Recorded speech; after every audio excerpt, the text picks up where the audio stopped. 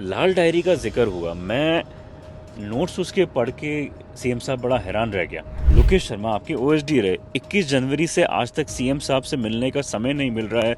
Shashikant Sharma OSD ने शायद ऐसा करवा दिया है कि मुझ पर इग्नोर किया जा रहा है। अब ये डायरी जो लिखी जा रही है, धर्मेंद्र राठौड़ आपके साथ में ही रहे, राजेंद्र गुढ़ा ने भले ही वो डायरी को जब्त कर लिया हो, लेकिन इतने बड़े बड़े उसके पेज के हिस्से लोकेश शर्मा तो आपके साथ में रहे हैं। कहा जाता है कि सचिन पायलट से जब मिलने गए तो आप नाराज हो गए और इसके कारण ही वो बातें लिखी गई। डायरी जो नोट्स जो बने हैं ना, जो धर्मेंद्र राठौड़ ने खुद लिखे, उसमें कई बार जिक्र आता है सोनिया गांधी जी का, प्रियंका गांधी जी का, यहाँ तक कि संदीप सिंह के बारे में जिक्र कर देते हैं। ये लोग बोल रहे हैं कि संदीप सिंह ने यहाँ पे फरारी काटी। प्रियंका गांधी ने निजी सचिव संदीप सिंह राजस्थान फरारी काट रही है, उनके लिए होटल का इंतजाम करे सिफारिश हो गया है, और कहा कि जय महल में इनको समय बढ़ा दिए जाए। चीफ सेक्रेटरी डीबी गुप्ता सेवानिवृत्त हो रहे हैं, ये तो विस्तार कर दिया गया है, या तो मुझे विस्तार किया जाए या मेरी वाइफ वीनू गुप्ता को मुख्य सचिव बना दिया जाए। और लेकिन ये हुआ सच में, डीबी गुप्ता को चीफ इंफॉर्मेशन कमिश्नर बनाया गया। डायरी तो है, क्योंकि पन्ने तो आए हैं सामने, और डायरी तो फ्लैश करी गई है। वो तो मैं कब कह रहा हूँ, डायरी में अगर मान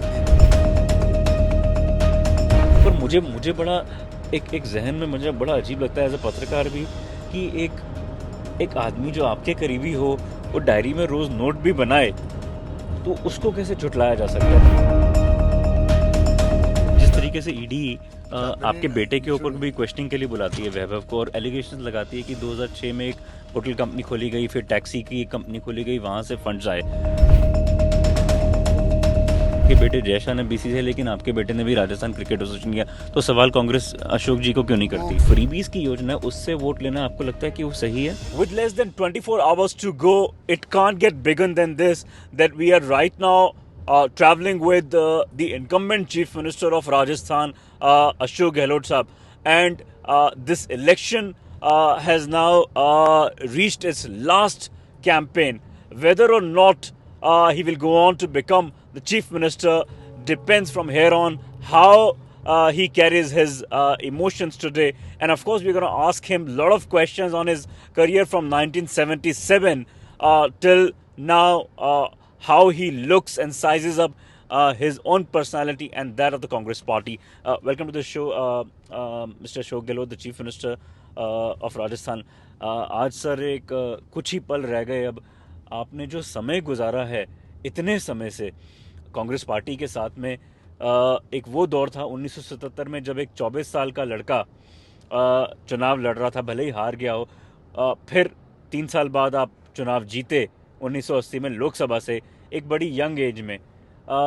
उस मुकाम से 1984 में जब आप डिप्टी स्पोर्ट्स मिनिस्टर बने, 34 साल की 33 साल की एज में, फिर मुख्यमंत्री रहे 3 बारी, कितना आज आपको गर्व महसूस होता है अपने करियर पे, और इससे आगे और क्या अचीव करने के लिए रह गया सर? मैं संतुष्ट नहीं, अति संतुष्ट पॉलिटिशियन हूँ। मुझे बहुत कुछ अवसर मिले काम करने की पार्टी के अंदर। मुझ पे विश्वास हमेशा इंदिरा जी का, राजीव जी का, सोनिया जी का रहा, और जो जो जिम्मेदारी मुझे दी मैंने पूरी ईमानदारी, निष्ठा से, समर्पित भाव से, प्रतिबद्धता से निभाई है। मैं पूरी तरह संतुष्ट हूँ, अति संतुष्ट हूँ जी, और जम के मैं काम करता हूँ। तो वो संतुष्टि मुख्यमंत्री के लिए आगे बनने के लिए हो रही है, या अब संतुष्टि खत्म हो चुकी है कि अब बस हो गया, मुख्यमंत्री भी बन गए, यूनियन मिनिस्टर भी रह गए? ये मैंने छोड़ रखा हाईकमान पर, क्योंकि जब इतना मुझे विश्वास किया, इतना सब कुछ दिया, तो नेचुरल है कि पार्टी को नुकसान नहीं हो। तो मेरी इच्छा कुछ भी हो, पर मैं काम वही करूँगा जो हाईकमान करेगी। लेकिन इच्छा है किस बात की सर? नहीं, कुछ नहीं, मैंने कहा ना, मेरी इच्छा कुछ भी हो, पर काम मैं वही करूँगा जिससे पार्टी मजबूत हो, और हाईकमान जो चाहेंगी वो मैं काम करूँगा। आज मैंने आपका वीडियो देखा, आपने सचिन पायलट के लिए बड़े अच्छे शब्द यूज़ किए अपने ट्विटर अकाउंट पे। एक वो दौर भी था गहलोत साहब 2018 में, जब आपकी पार्टी 21 सीटों से उठ के 100 सीटों पे आई। मैं आपको बताऊं कि जब पायलट साहब उस टाइम पे राजस्थान प्रदेश कांग्रेस कमेटी के चीफ थे, तो आपको लगता है कि कहीं ना कहीं वो नाइंसाफ़ी हो गई जो आपको भी थोड़ा सा सदमे में ले गई, या आपको लगता है कि नहीं ठीक हुआ और बराबर की हिस्सेदारी हो गई कि डिप्टी सीएम उनको बना दिया गया, आपको सीएम बना दिया गया? वो बात तो बहुत पुरानी हो गई, बाद में के डेवलपमेंट भी हो गए थे, वो बात सब छोड़ो। अब तो आगे की बात करते हैं कि चुनाव कैसे जीत के आए हम लोग सब मिलके, उस पर लगे हुए हैं। और अभी देश को जरूरत है कांग्रेस मजबूत होके उभर के आए। कांग्रेस ही देश को, लोकतंत्र को मजबूत रख सकती है, जो आज कमज़ोर हो रहा है। संविधान की धज्जियाँ उड़ रही है पूरी तरह झूठी सी दबाव में। और एजेंसी जो हमारी प्रीमियर एजेंसी हैं जिसमें हमें गर्व होना चाहिए, income tax, ED, CBI, economic offences रुकने चाहिए, क्राइम रुकना चाहिए, रेवेन्यू बढ़नी चाहिए इनकम टैक्स थ्रू, उसकी बजाय इन एजेंसियों का उपयोग हो रहा है सरकार गिराने में, सरकार बनाने के अंदर। आपने कहा कि ईडी का दुरुपयोग हो रहा है, लेकिन मैं आपको एक सवाल अहम बड़ा पूछना चाहता हूँ जो मेरे जहन में बार बार आता है। लाल डायरी का जिक्र हुआ, मैं नोट्स उसके पढ़ के सीएम साहब बड़ा हैरान रह गया। नोट कहता है, लोकेश शर्मा आपके ओएसडी रहे, 21 जनवरी से आज तक सीएम साहब से मिलने का समय नहीं मिल रहा है। शशिकांत शर्मा ओएसडी ने शायद ऐसा करवा दिया है कि मुझ पर इग्नोर किया जा रहा है। अब ये डायरी जो लिखी जा रही है, धर्मेंद्र राठौड़ आपके साथ में ही रहे, राजेंद्र गुढ़ा ने भले ही वो डायरी को जब्त कर लिया हो, लेकिन इतने बड़े बड़े उसके पेज के हिस्से लोकेश शर्मा तो आपके साथ में ही रहे हैं सर। और कहा जाता है कि सचिन पायलट से जब मिलने गए तो आप नाराज़ हो गए और इसके कारण ही वो बातें लिखी गई। मुझे जानकारी नहीं है, इन बातों की मुझे जानकारी भी नहीं है, ना लाल डायरी की जानकारी है ना इन बातों की जानकारी है। लेकिन लाल डायरी जो नोट्स जो बने हैं ना, जो धर्मेंद्र राठौड़ ने खुद लिखे, उसमें कई बारी जिक्र आता है सोनिया गांधी जी का, प्रियंका गांधी जी का, यहाँ तक कि संदीप सिंह के बारे में जिक्र कर देते हैं। ये लोग बोल रहे हैं कि संदीप सिंह ने यहाँ पे फरारी काटी। फरारी तो बड़ी एक महंगी कार है, मैं बड़ा देख के हैरान रह गया। और फिर बोल रहे हैं कि मेवात विकास बोर्ड में इनको पोजीशन मिलनी चाहिए। जो सेंटेंस यूज़ किए गए वो बोल रहे हैं, प्रियंका गांधी ने निजी सचिव संदीप सिंह राजस्थान फरारी काट रही है, उनके लिए होटल का इंतज़ाम करे, सिफारिश हो गया है। और कहा कि जय महल में इनको समय बढ़ा दिया जाए। चीफ सेक्रेटरी डीबी गुप्ता सेवानिवृत्त हो रहे हैं, ये तो विस्तार कर दिया गया है, या तो मुझे विस्तार किया जाए या मेरी वाइफ वीनू गुप्ता को मुख्य सचिव बना दिया जाए। और लेकिन ये हुआ सच में, डीबी गुप्ता को चीफ इंफॉर्मेशन कमिश्नर बनाया गया। ये तमाम बातें मेरी नॉलेज में नहीं है सर, ये तमाम बातें जो आप बोल रहे हो ना, कि मेरी नॉलेज में नहीं है। बट ये डायरी बना तो राठौड़, डायरी के बारे में मुझे जानकारी भी नहीं है। ये आई कहाँ से डायरी, मतलब? और इतने पता नहीं, जानकारी नहीं है, मेरे लिए तो एक मजाक है ये।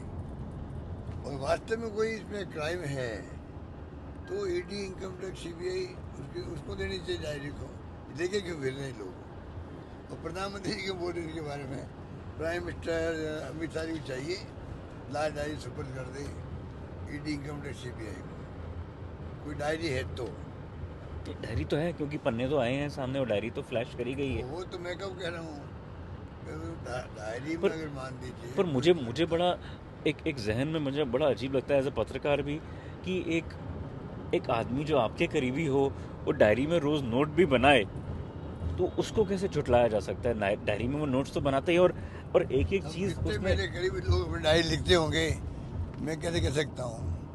मेरे कितने करीबी लोग क्या डायरी लिखते होंगे, नहीं लिखते होंगे, मैं कैसे कह सकता हूँ? गहलोत साहब, मैंने आपका करियर बड़ा करीब से फॉलो किया है। मैं एक उस टाइम पे बड़ा यंग पत्रकार होता था, 2003 और 4 के आसपास, जब आप मुख्यमंत्री थे 1999 से 2003। वो क्या थी जब आप पहली बारी मुख्यमंत्री बने, वो कैसे गर्व वाले आपके लिए विषय थे, और अब क्या हैं, क्या चीज़ें हैं आपके लिए इम्पोर्टेंट? देखिए, उस वक्त भी जो है 4 अकाल पड़ गए थे, सूखे पड़ गए थे, ड्राउट हुआ था। पूरी कंट्री में चर्चा चली कि इतना शानदार मैनेजमेंट आज तक कभी हिस्ट्री में हुआ ही नहीं। वाजपेयी जी थे प्राइम मिनिस्टर, उनके मैंने सहयोग लिया, शानदार काम किया यहाँ पे, लोग आज भी याद करते हैं उसको जी। पर चुनाव आए तो हम 56 पे आ गए। उस वक्त कर्मचारी हमारे खिलाफ हो गए थे, एक स्ट्राइक हुई थी, उन्होंने फेस किया, खिलाफ हो गए थे। तो 3 के अंदर भी अच्छे काम हमने किए, दवाएं फ्री कर दी, टेस्ट फ्री कर दिए, बड़ी पॉपुलर गवर्नमेंट हुई। पहली बार तो इंडिया टुडे ने नंबर फ्रंट पे फोटो छाप के लेकर नंबर 1 चीफ मिनिस्टर, तब भी हम 56 पे आ गए। दूसरी बार शानदार काम करने के बावजूद भी मोदी की आंधी चली, हम 21 पे आ गए। तो ये जो है काम करने में कभी कमी रखी नहीं मैंने, और उसके बाद भी हम कामयाब नहीं हो पाए हैं क्योंकि कई फैक्टर काम कर जाते हैं। लेकिन एक बात कहूँ सर, आपकी जो सरकार है और आपके मैंने काफ़ी पब्लिक स्पीचेस को सुना, आपने फ्रीबीज़ का ऐलान किया, स्मार्टफोन आपने दिए महिलाओं को, और फिर उसके बाद अभी अगर मैं जिक्र करूँ 10,000 आपने बोला कि महिलाओं को दिया जाएगा। तो फ्रीबीज़ का जो एक कल्चर है, स्मार्टफोन्स देना, लैपटॉप्स देना, 10,000 देना, मैं जानता हूँ कि चिरंजीवी योजना डेफिनेटली एक बड़ा अच्छा कदम है, 10 लाख से 25 लाख उठाना, देना है, कवर देना, लेकिन जो फ्रीबीज़ की योजना है उससे वोट लेना आपको लगता है कि वो सही है? ये फ्री भी नहीं है भाई, ये योजना हमारी है, ये योजना है हमारी है। ये जो प्राइम मिनिस्टर के जुमले हैं, लैपटॉप देना और स्मार्टफोन्स देना, हाँ और तो स्कीम है, पहले दी हम लोगों ने, 10 साल पहले भी हमने 1,32,000 टेलीफोन की घोषणा की, हम लैपटॉप की। जगह बदल गई तो वो उन्होंने बंद कर दिया, पर यूपी में दिए गए हैं। अभी प्राइम मिनिस्टर कैंपेन कर रहे थे तो यूपी में सेम स्कीम लाखों लोगों को लैपटॉप दिए गए। लेकिन जब बीजेपी देती है तो कांग्रेस कहती है कि ये जुमला है, नहीं, हम पर तो जब नहीं कहते हैं, हम तो कहते हैं वो अपना काम करें, हम अपना काम करें। तो हम एक मांग करते हैं, जो आपको अगर अच्छा लगे तो आप उसको कीजिएगा। 4 कानून पास किए मनमोहन सिंह जी, सोनिया गांधी जी ने, नरेगा, फूड सिक्योरिटी एक्ट और RTE और RTI, 5वां कानून बने देश के अंदर, राइट टू सोशल सिक्योरिटी।